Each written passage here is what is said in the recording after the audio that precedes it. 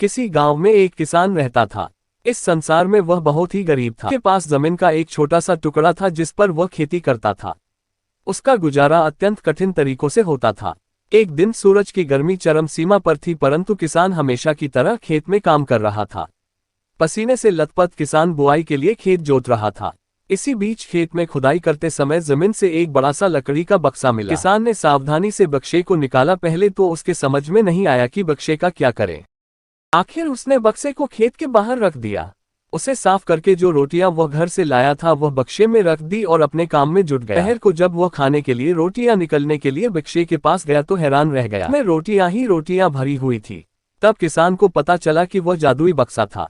उसमें जो भी चीज डालो उसका 80 गुना होकर एक मूंगफली का दाना डालो तो तुरंत उसमें से 80 दाने निकल पड़े। किसान ने तृप्त होकर खाना खाया और उसके बाद किसान संतुष्ट होकर बक्से को घर ले आया। बक्सा मिलने के बाद किसान बहुत खुश था। उसे लगा कि उसके सब दुख अब दूर होंगे।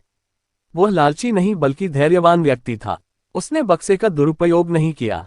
उसे जब भी किसी चीज की जरूरत होती तो बक्से से तुरंत प्राप्त कर लेता। समय गुजरने के साथ साथ उसके बक्से के बारे में गांव के जमींदार को पता लगा। जमींदार बेहद लालची था और उसे लगा कि ऐसी ही जादुई चीज पर तो उसका अधिकार होना चाहिए। के आदेश पर जमींदार के लेफ्टेनेंट किसान को पकड़ कर ले आए। उसने किसान को धमका कर कहा, बक्सा जिस भूमि से मिला से है वह मेरी जमींदारी में आती है, इसलिए बता उस बक्से पर किसका अधिकार बनता है। किसान बोला, ये ठीक है हुजूर की यह भूमि आपकी जमींदारी पर आती है, पर बक्सा जिस खेत से निकला है उस पर मैं खेती करता हूँ, अतः इस बक्से पर मेरा अधिकार बनता है। किसान गिड़गिड़ाया, लेकिन जमींदार ने बहुत धमकाया। बक्सा पाकर जमींदार बहुत खुश हुआ, मगर किसान का रो रो कर बुरा हाल था। जमींदार की अब चांदी हो गई। वह जो चाहता बक्से में डालता और उसे कई गुना पाकर खुश हो जाता। कुछ लोगों ने जादुई बक्से की खबर मंत्री जी के पास पहुंचा दी।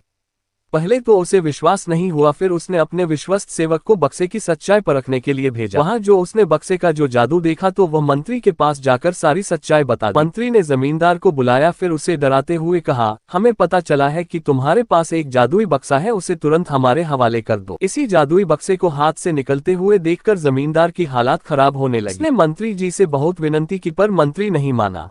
बक्सा पाकर मंत्री मतवाला हो गया। विरोधियों को यह अच्छा मौका मिला। उन्होंने बक्से के साथ साथ मंत्री के निकम्मेपन की खबर भी राजा तक पहुंचा दी। बक्से की बात सुनकर राजा अधीर हो उठा।